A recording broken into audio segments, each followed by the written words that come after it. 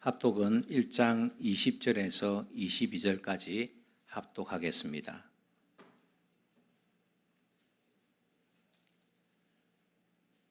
욥기 1장 20절에서 22절 이제 다 함께 하나님의 말씀을 받들어 읽겠습니다. 욥이 일어나 겉옷을 찢고 머리털을 밀고 땅에 엎드려 예배하며 이르되 내가 모태에서 알몸으로 나와싸운즉 또 한 알몸이 그리로 돌아가올지라. 주신 이도 여호와시요 거두신 이도 여호와시오니 여호와의 이름이 찬송을 받으실지니이다 하고 이 모든 일에 욥이 범죄하지 아니하고 하나님을 향하여 원망하지 아니하니라. 아멘. 고난 가운데 믿음을 고백한 욥이라는 제목으로 목사님 말씀 선포하시겠습니다.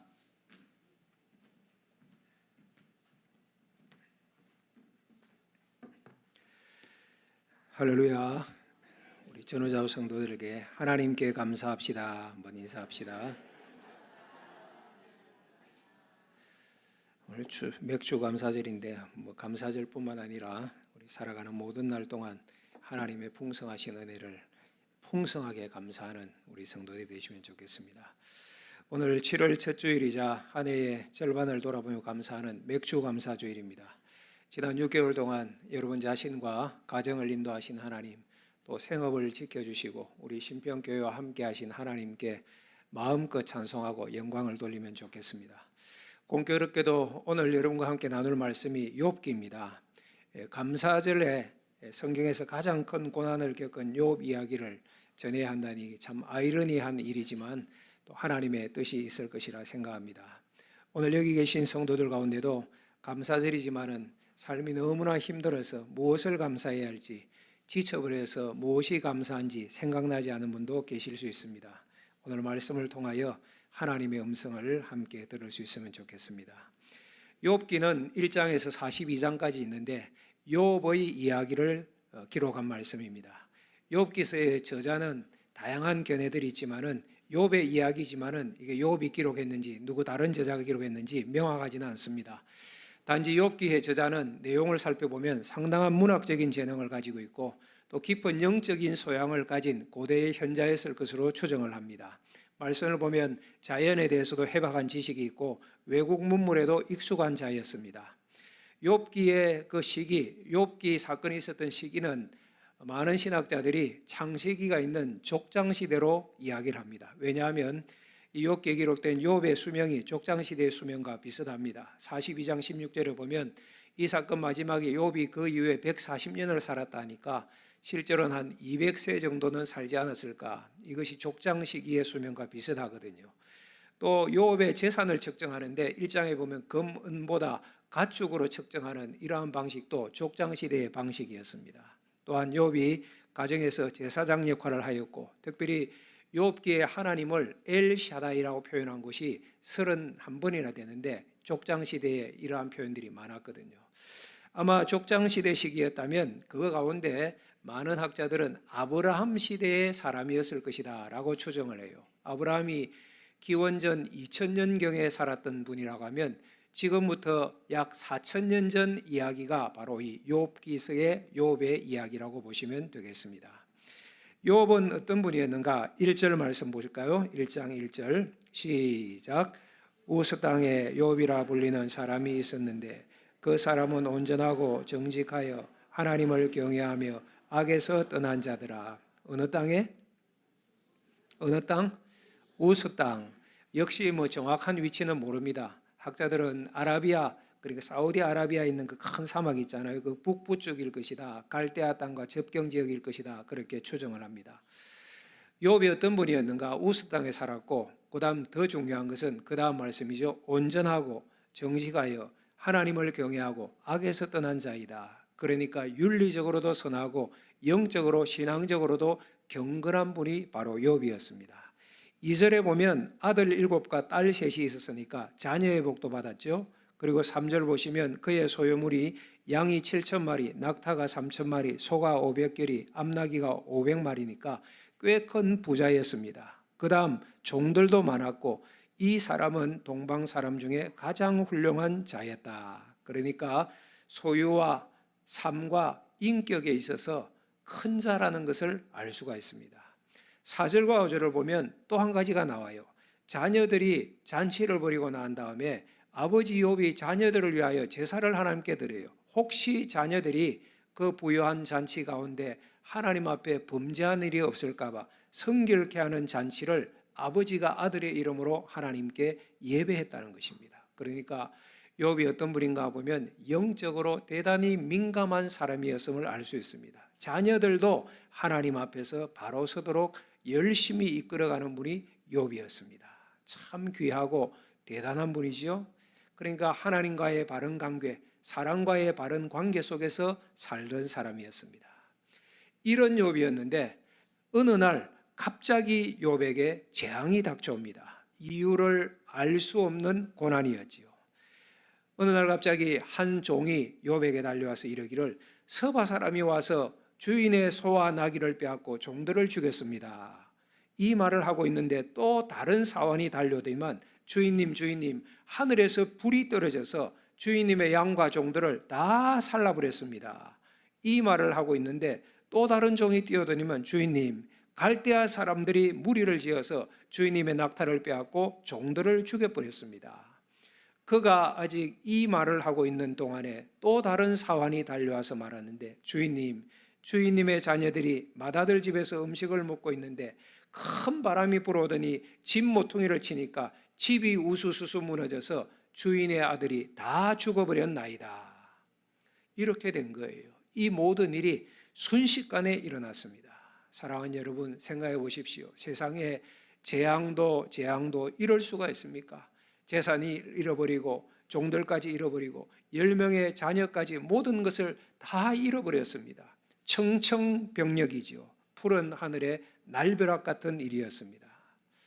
우리도 지금까지 살아왔지만은 살아오면서 이유를 알 수 없는 아픔, 고난을 만날 때가 있습니다. 열심히 살고 또 신앙생활을 바르게 하기 위해서 애를 썼는데도 어떤 분은 건강의 위기를 만납니다. 경제적인 어려움을 닥칠 때가 있습니다. 가정이나 자녀의 문제로 인하여서 위기를 만날 수 있습니다. 그때 우리는 이렇게 단언하죠. 하나님, 이것이 도대체 무슨 일입니까?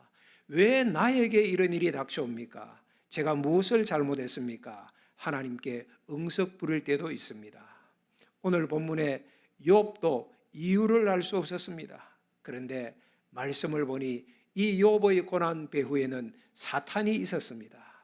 1장 6절 이하를 보면 천상회의, 하늘에서 회의가 벌어지는데 하나님 앞에 하나님의 아들들이 있습니다. 천사들이죠. 그날은 사탄도 이 회의에 참석했어요. 하나님의 허락이 있었던 것 같아요. 사탄이 땅을 두루 돌아 여기저기 다녀왔다고 하니 하나님께서 이렇게 말씀하세요. 그래, 너가 땅을 두루 돌아 여기저기 살펴봤는데 그 가운데 나의 종 욥도 보았느냐? 그같이 온전하고 정직하여 나를 경외하고 악에서 떠난 자가 세상에 없느니라 하며 욥을 칭찬하는 거예요. 그러자 사탄이 하는 말이 하나님, 그건 하나님께서 그를 복되게 하셔서 소유가 넘치니까 그런 것입니다. 그 소유를 쳐보십시오. 틀림없이 하나님 욕할 것입니다. 이렇게 사탄이 도발을 해온 거예요. 그래서 하나님께서 그럼 한번 해봐라. 그러나 욥의 몸에 손은 대지는 말아라. 몸에는 손대지 말아라. 이렇게 된 거예요. 그래서 욥이 어느 날 이유도 알 수 없는 갑작스러운 재앙을 만나게 된 것입니다. 사랑하는 여러분, 꼭 기억하세요. 영적 세계가 있습니다. 어떤 분은 눈에 안 보인다고 뭐 없다고 얘기하는데 영적 세계가 있습니다. 거기에 천사가 있습니다. 하나님 만드신 영적 존재죠. 하나님께 수종 들고 하나님의 명령을 수행하는 존재입니다. 그 천사들 가운데 타락한 천사의 우두머리가 사탄입니다. 이사야서나 여러 성경의 말씀에 보면 근거가 있어요. 그러니까 하나님께 도전하다가 하늘로부터 쫓겨난 존재가 사탄인데, 사탄이라는 뜻이 적대하는 자, 원수, 이간하는 자 그랬습니다. 여러분, 사탄이 하는 짓을 보면 그 이름 그대로 하잖아요. 온 세상을 두루다니면서 악한 것을 퍼뜨리고 싸움을 조장하고 성도들을 미혹하고 교회를 분열시키고, 이것이 사탄이 하는 일이에요.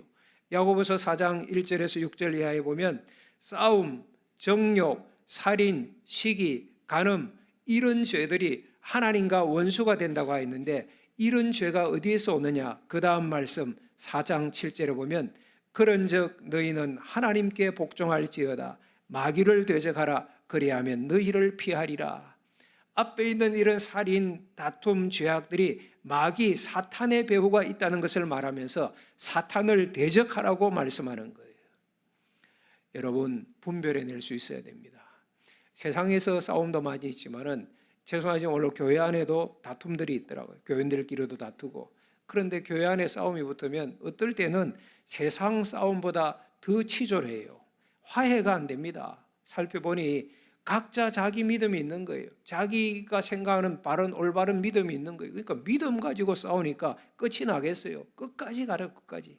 그 가운데 사랑이 깨지고 교회가 또 교인이 풍비박산 나더라고요.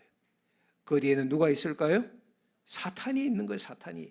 이것을 잘 분별하셔야 됩니다. 그리고 여러분 다툼의 문제 그 배후에 있는 사탄을 대적하는 영적인 분별력과 능력이 있어야 하는 거예요.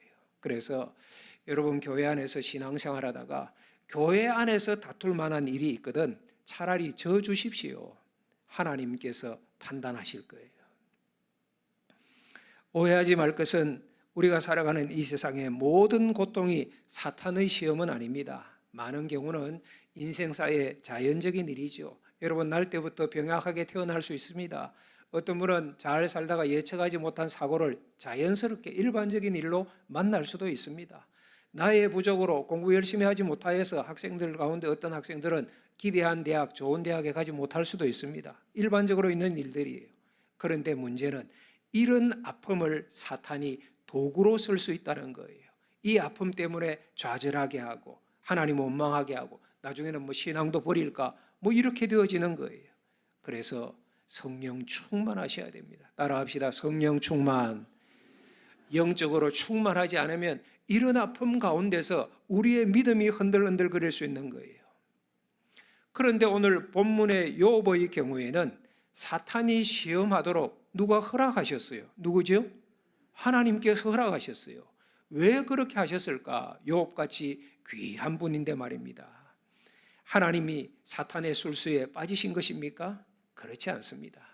부분적으로 허용하신 것입니다. 하나님의 뜻이 있겠죠. 결국은 이 아픔을 통하여 고난을 통하여 욥을 연단하여 정금같이 나오도록 하시는 하나님의 뜻, 욥의 승리를 통하여 믿음이 승리한다, 사탄의 패배를 선포하고 하나님께 영광 돌리는 하나님의 뜻이 있을 것입니다. 사랑하는 믿음의 성도 여러분, 우리 인생사에 일반적인 아픔이거나 또는 사탄의 시험으로 인한 고난이거나 이 두 가지 경우에 여러분 성도의 답은 같습니다. 세상 아픔에도 때로는 이해할 수 없는 고난에도 의심하지 아니하고 하나님 바라보는 거예요. 로마서 8장 28절 바울이 이렇게 고백합니다. 우리가 알거니와 하나님을 사랑하는 자 곧 그의 뜻대로 부르심을 입은 자들에게는 모든 것이 합력하여 선을 이루느니라. 하나님께서 부르신 하나님의 백성에는 모든 것, 좋은 일도 있고 아픈 일도 있고 나쁜 일도 다 포함되어 이 모든 것을 하나님께서 섞으셔서 합력하여서 하나님의 선을 이루신다. 그 일을 통하여 하나님이 영광 받으시고 우리를 유익하게 하려는 하나님의 뜻이 있음을 믿으시기를 축복합니다. 오늘 두 번째로 생각할 것은 환경을 넘어선 감사입니다. 고난을 넘어선 감사, 소유를 넘어선 감사가 우리에게 있어야 한다는 거예요. 여러분, 인생이 송두리째 무너진 이 순간 욥은 어떻게 합니까? 20절 말씀 1장 20절에 보면 겉옷을 찢고 극도의 슬픔을 표현한 것이죠. 또 머리털을 밀고 낮아짐입니다. 그리고 땅에 엎드려 예배하며, 땅에 엎드려 뭐해요? 예배하였어요. 이와 같은 아픔의 순간 땅에 엎드려 하나님 앞에 예배하는 거예요.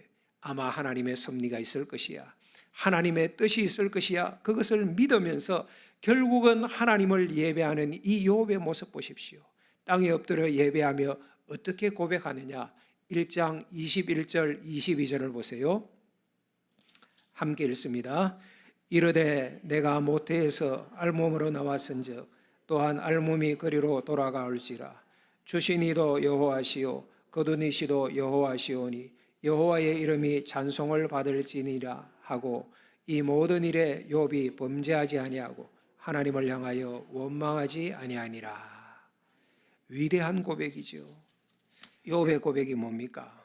내가 모태에서 알몸으로 나왔은즉 알몸으로 돌아갈지라. 주신 이도 여호와시요 거둔 이시도 여호와시니 여호와께서 찬송을 받을지어다.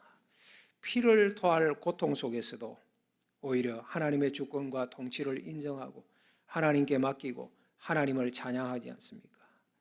어떻게 이렇게 할 수 있을까? 욥은 조건이 아니라 하나님 그분을 사랑했기 때문입니다.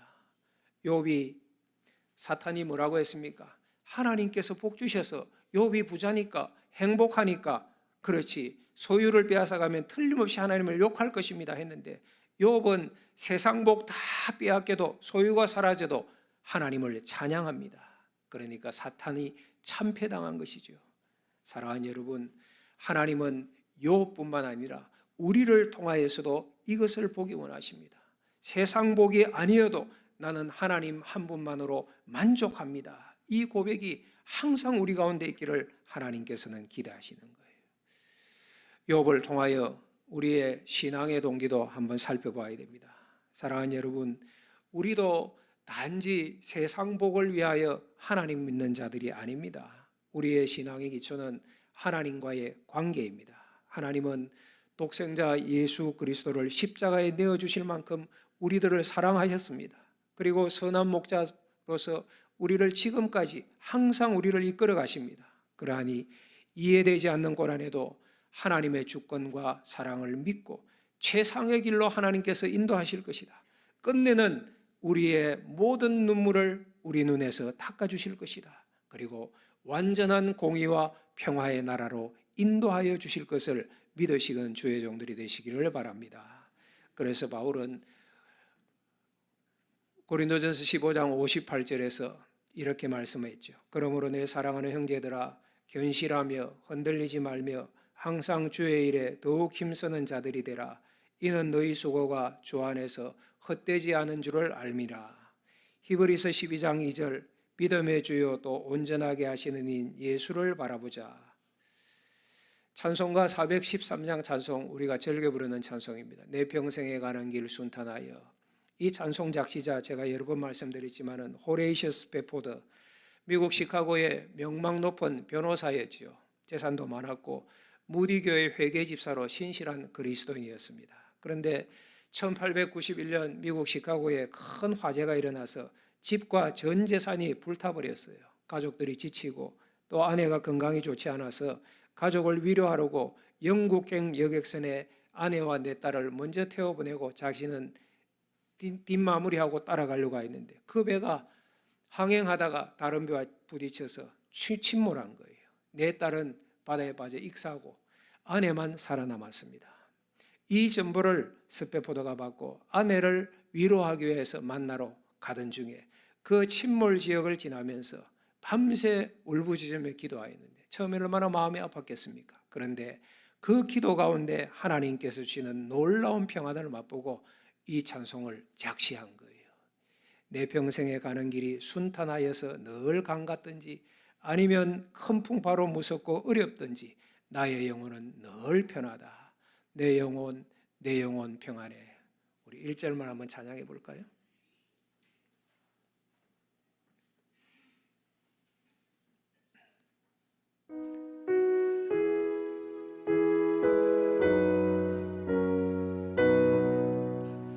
내 평생에 가는 길 순탄하여 늘 잔잔한 강 같든지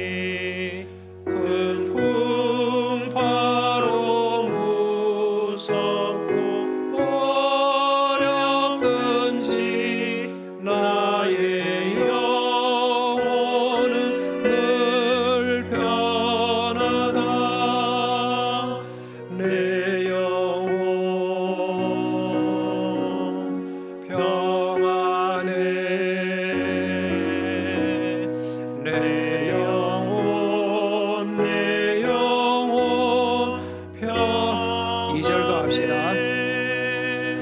음악이는 우리를 삼키려고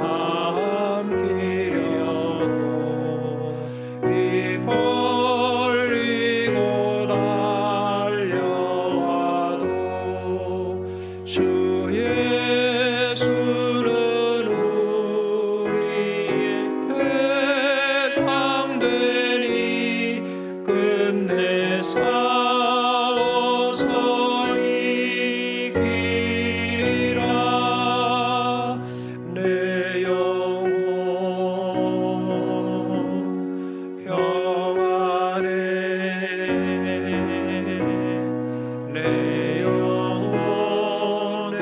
영혼 평안해. 할렐루야.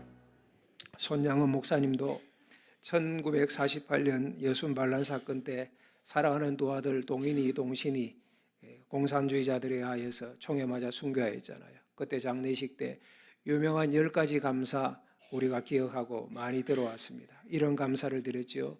나갔던 죄인의 혈통에서 순교의 제물이 나오게 하시니 감사합니다.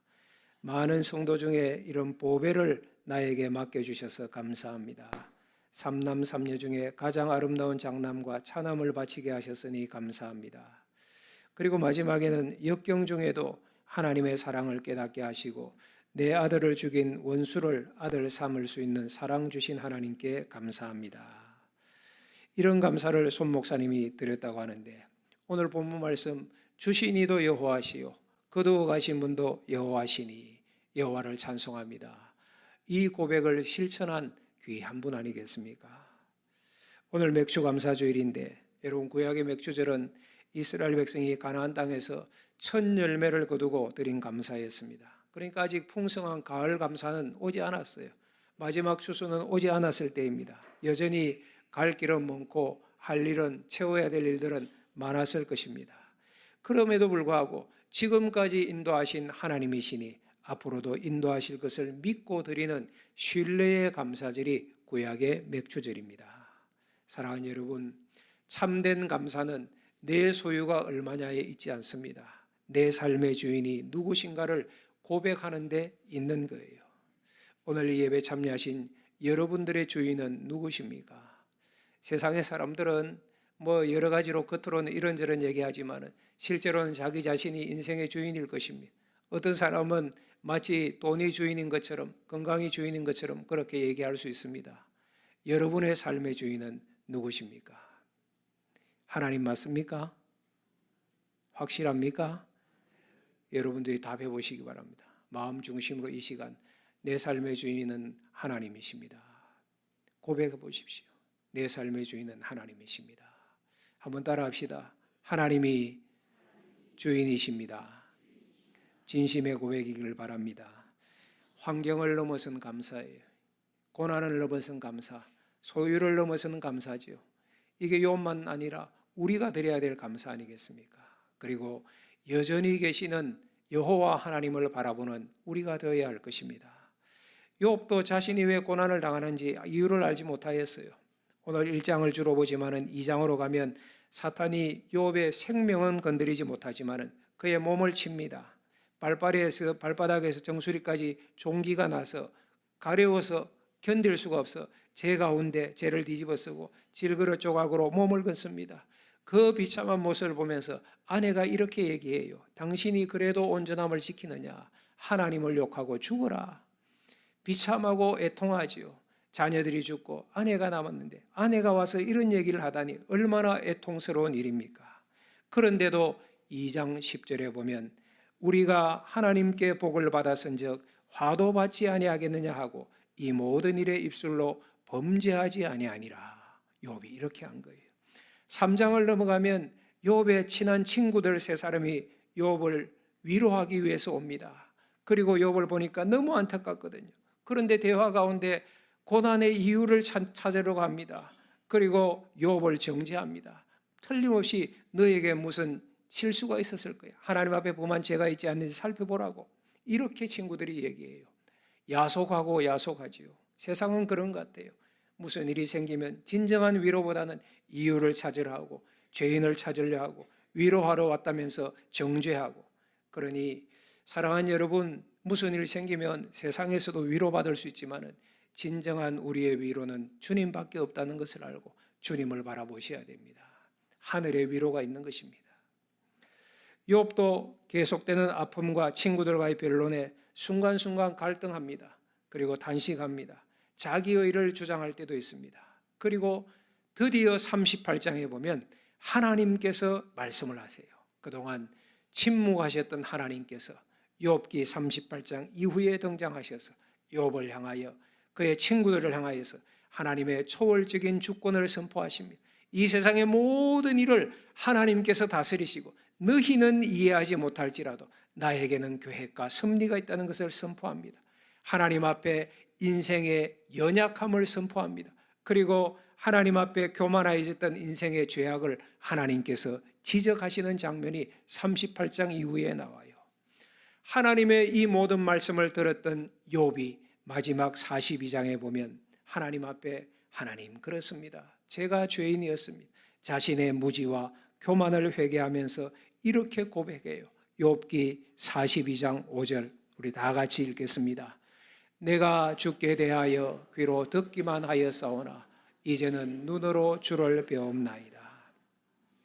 이전에는 하나님에 대하여서 듣기는 하였는데 이제는 내가 눈으로 하나님을 배웠습니다. 그러니까 이 고난을 통하여서 하나님을 더 깊이 경험하고 하나님을 바라보게 된 거예요.